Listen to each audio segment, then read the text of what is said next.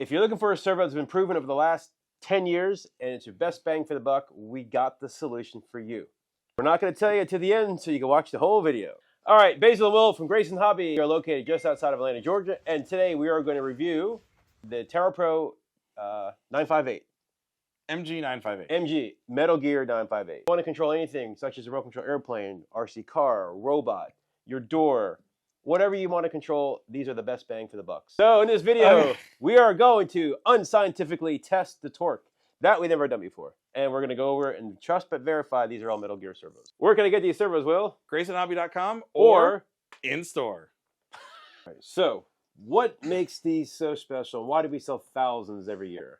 Because they are super strong, they're extremely reliable, and they just work. A servo like this with a different name brand sticker on it could be $30 to $40. So this is an exceptional deal that's, sub $15 Metal Gear servo. This little sucker works good whether you're doing combat, your basic flyers. It is a digital servo, so if you are typically don't want to run that on a throttle for a gas engine, you want to run analog. So pretty much any other surface, it's great for it. High torque, super high torque. This thing's going to have 250 to 270, 280 ounces of torque, something like that. Which we will. Specs are out below, and we'll test that with Basil's wonderful contraption you'll see shortly. That's what is left over. Where can I get these servos, Will? GraysonHobby.com or in-store. The first things first, let's see what's inside the box. So we got a nice little plastic case they come in, the servo itself, and a bunch of accessories. So we got a dual 1-inch horn. Looks like a slightly longer maybe than 1-inch horn. Then we got a round wheel with nothing cut in, so if you have to do your own custom. And then you have a second 1-inch horn. Then you got the rubber grommets. And then the little brass insert so you can lock it down to wood or something like that without crushing the grommets. You have a single screw to lock down your servo horn. And then you got 4 mounting screws. So it's a complete little kit. Comes with multiple horns, grommets, and screws to mount your servo. This is a 65-gram servo, so it's going to be a few grams heavier than your basic standard size servos because it has this nice metal heatsink band. So that's going to go around the motor, and we'll show you what it looks like disassembled shortly. But you got the screws holding the bottom. You got the rubber jacket to hold the wiring. Now the servo wire, let's see, can I measure how long that is? Nope, we have to move it over to here. We have 31 centimeters of wire. Sorry. Okay, and then for you guys in inches, that is going to be 12 inches of wire. So you got a foot of wire on the sucker. This is the JR style. So you got your ground, your positive, and your signal is the yellowy orange, and then your red is positive, and the brown is ground. Right. Check the dimensions of the servo itself, and I'm going to do it in metric first, and then we'll go back in inches. So length is, what is that? So this says, let's go by the digital copy here. We got 40 millimeters. Good enough. 40.2 millimeters. Let's see, width is 20. Let's check that. It says it's 20.1, so this might not be the most accurate ruler in the world. And height is 36.8.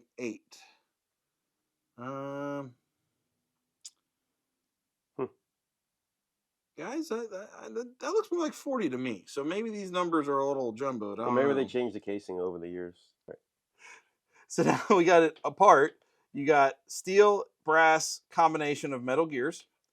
You have a bearing on top of the case, followed by 2 bushings to support the metal shafts to keep it from flexing. Because a lot of times what happens is a servo will flex, a lot of the stress goes, and you end up breaking a servo at the gear about right here. Because what happens is all the torque goes down the gear train, and then it bends. Where's your pointing chopstick? Ah, there it is. Okay, cool. Now I needed this. We got to get Will a special tool, pointing chopstick. Give me the damn chopstick. All right, so get your damn hands off my servo. So with the bearing on the top. Hey, you can't see. Okay, sorry. With the bearing on the top, what are you doing? I'm trying. Oh, you doing this one? Okay. So you got the bearing on the top and then 2 bushings. These bushings help even the load on the metal shafts right here for the gear train to keep it from flexing. So what that's going to do is as the servo stalls and has a lot of stress on it, the power goes back to the gear train. And what happens with a lot of plastic gear servos, you end up stripping a gear right around here. Mm-hmm. That's the most common failure point. So by having those 2 brass pieces, they're going to support that to keep these from possibly flexing out of space and then creating a gap which would strip. I'll be honest with you, I was not expecting a robust. Yeah, these are machine gears. I was not expecting these to be so well made. I was expecting more of a plastic, cheap plastic. These are, I mean, these aren't going to be powering your transmission of your car or anything, but. Nah, that's a solid. I mean, These see, are nice. If you look at the bottom here, I pulled this apart so you can see there's. Oh, I can see your hand. More gears, stuff. So if you look, there is your. We're looking. Bearing at the bottom. Sorry, pointer. There is a bearing right here, and there's a bearing right there. Okay. So that's going to keep it smooth, reduce some of the load on the servo when it's getting stressed, as well as reduce the amp draw. Okay. Potentiometer is under here, so we're gonna. What is a potentiometer? Is where how it detects where it is in the servo travel. Okay. I don't know if I can open it this way. Let's try it. Oh, you got like a motor here. Yeah. I'm sorry. It's hard to see it through the camera. Okay. So I don't know how much farther I can take this apart. Let's see. I might be able to slide all the guts out. Let's try it. All right. Yeah, we're gonna get all the. There we go. So that's your, I'm guessing it's probably a coreless motor. I'm not actually 100% sure on that one. Okay. But that's pretty common with a lot of these servos. It's not brushless, it's coreless because you only see the two phases. Your circuit board is actually protective covered with this little Can't see your hands plastic stuff. Yeah. Fiber wrap. And then your potentiometer is Rothler. And this is a similar potentiometer to what you would find in a transmitter gimbal and stuff like that. So that's going to tell its position. So as that moves, it detects and tells it where the servo is in its travel to keep it centered or in its position. I'm going to say something. Don't get offended. Take this hand, and you're going to stay right there. And you're going to just point with this. Okay. Right. All right. So, gear train wise, you have metal gears randomly all over the place here. Metal gears, oh. bearing. There's the other one. You got bushings of support on the shaft right here. And then you have the circuit board. You have the potentially coreless motor. I'm not 100% sure. We'll have to check that one. And then you get potentiometer. And look at this metal heatsink. Oh, move my hand there. Excuse me, sir. Excuse me, sir. No, only use the chopstick. See who's got the chopstick? Me. Anyways, back before I was rudely interrupted. All right, so I just did the same thing. You got a metal heatsink here. Yep. So we have metal on metal, which you hear clinking. That is the dissection of the servo. This is usually how my servos look after I fly. Yeah, so normally when Basil takes pictures, guys, for the website, he'll take a servo that looks like this or a product that looks like this. He brings it back to me looking like this. No, that's after I crash. And it's normally in a Ziploc bag saying, hey, I took pictures. You're lucky I put it in a bag. That's true. All right. So we thoroughly dissected it. What type of plane is this for? So this is not going to be for your microplane that's supposed to use 9-gram servos or like a little flight test foamy or anything like that. This is going to be for your larger planes. Guys, if you're out there picking up the larger 40 size gas or higher, 20, even 25 size gas realistically, or nitro, sorry. If you have something with a 50+ inch wingspan, it's going to weigh 5-6 pounds or more. Definitely something like that. Anything that's going to call for a standard servo, this will work in its place. So this is going to be a much stronger, more durable for pennies more than a typical standard servo. I guess standard would be like a full-size servo. Standard, yes. JR was ST47. There's Spectrum ones, Solar. All the old. Stop.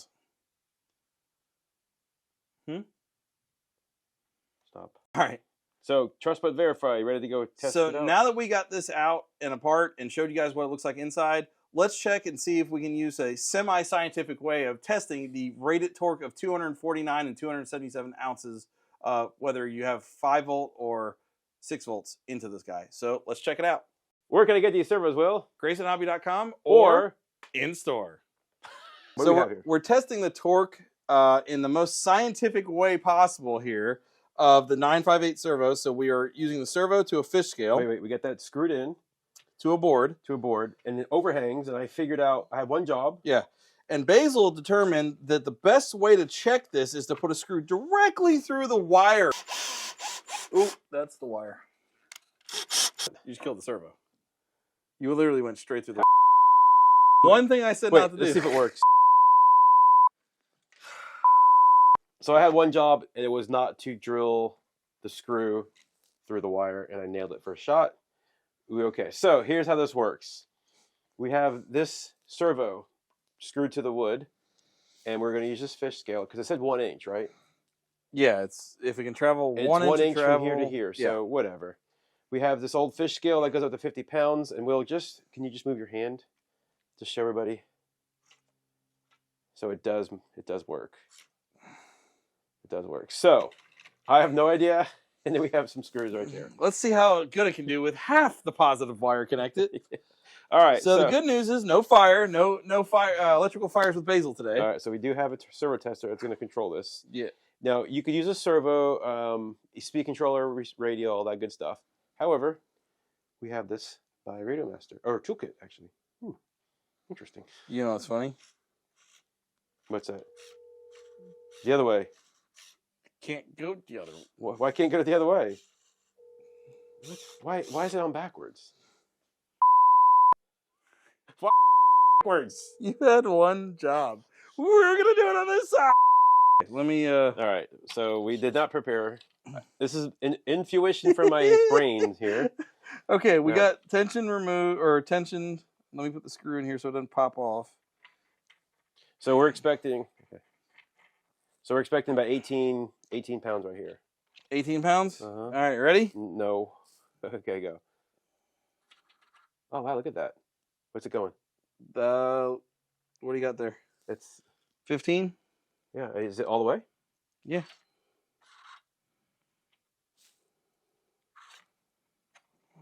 Do it again, so I probably have a better angle of everything. It's pulling 1.7 amps. Is it stalling out, or is we just out of room here, or are we out of? No, because look. Do it again. I'll hold on to this. Oh, pushing it down, it got a little more. Yeah, because there's a little slack in it.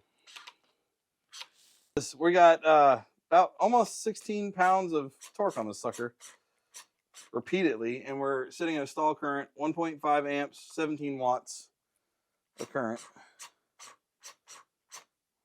Just thought of something. The results we're expecting are in 6 volts. We are currently at. It's 18 pounds at 6 volts, and we're at 4.8 volts, right? We can check it. Hold on. This one is.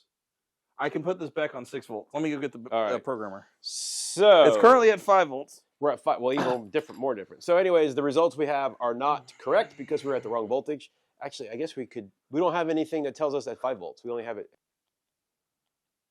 Back. There we go. 6 volts. All right. So now we set it to 6 volts. Okay. So we just saw this 5 volt test, and do you remember what the publish was on 5 volt? I think that's we have right. 4.8, and we have. Okay, we power cycled the ESC. Turns off. Yep. Turn it back on. Power cycle 6 volts. All right. Okay. So now we're confirming 6 volts. Wow! After all that work. All right. To So, make an easy job as difficult as possible. Okay. Ready? Yep. Oh yeah. Oh yeah! Wow! Look at that. You got 2.4. Oh, keep it right there. Don't put it back. 2.3 amps. What does it say? I can't really read it here. 17. 17. So wow! It actually gave us the right measurements we're supposed to have. Was it 17 or 18? It was 17 and change. And I'm not going to worry about it because this is an analog scale. And we are golden. Wow. I've never would have thought. Yes. So as you can see, we have a nice open circuit-ish. Oh, yeah. There you go. Okay. Then that's hooked. So we have to have 1 inch from the fulcrum to to the arm, which is right here. Any further out, you're going to have less of a torque. So this is roughly 1 inch. Yeah. This is 1 inch from the screw hole to the center of the hole here. Yeah. And without giving any, breaking this off. Yeah. Here. And then we got the analog scale here because we don't trust electronics digitals or something. I'm not sure. So we have that there running. And then the next thing in line is our servo tester so we can actually physically move the servo. In order to power the servo tester, we're using a speed control here that we have programmed to 5 or 6 volts. That's Surpass speed controller. And then don't want to forget the Surpass program. In order to program the 5 or 6 volt, we use the programmer. And then I used my trusty old EOS Sentry in order to verify the voltage output. We're using a LiPo battery from China Hobby line to power said speed control. And then, just for the hell of it, I have a watt meter in here that's going to tell us our amperage and wattage of the servo at the stall torque. So, all that said, just to show you. Just to make the servo move with load on. 17 pounds, 2.1 amps, roughly 2.1 amps, 23 watts of power. Did it just go back by itself? I pushed this. Oh, okay. I was like, whoa. Yeah. Why do you keep turning it? Put it on and like. Fine. Leave it. There. So just under 17 now. Move your hands. What? Why'd you put it back? I don't know. Move your hands. Goodness. I want. All right. So I want to get a good shot of it. Quit.